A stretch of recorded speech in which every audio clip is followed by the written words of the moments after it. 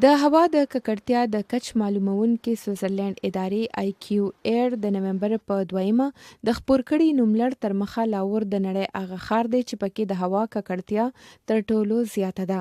دا په داسې حال کې ده چې په هغه ښار کې په تیرو څو ورځو کې لوګجنه لړه هم خوره شوې ده. IQ Air ویلي چې په موجوده ورځو کې د لاهور هوا د صحت لپاره ډیره زیان رسونکې ده. په پنجاب او نورو سیمو کې له تیرو څو کلونو راهیسې د هوا ککړتیا د خلکو روغتیا ته جدي زیان اړوي. له دې سره سره په ژمي کې لوګجنه لوړه هم خوره شي چې د خلکو په وینا امروزه ژوند یې مشکل شي. خو د دې حالاتو باوجود د نومبر په 2 په لاهور کې یو لوبغالي ته خلک ورغلي وو او د کرکټ میچ یې کتلو.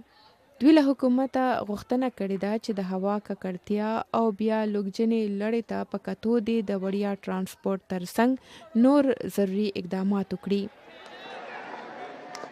اگر هم ګراوند میں آتے ہیں تو تازه هوا کے لیے موږ خو لوبغالي ته د تازه هوا لپاره راځو، نو کدلته ماسک اچو نو بیا به موږ تازه هوا له کومې اخلو.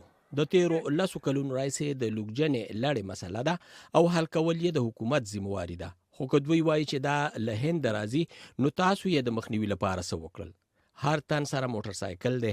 که حکومت ترانسپورت وړیا کی نو خلک به خپل گاډي نه کاروي ځکه چې د دې گاډو له انجن هم لوګي جوړیږي. انجن چلتا ہے اسموک اس سے بھی زیادہ ہو رہی ہے.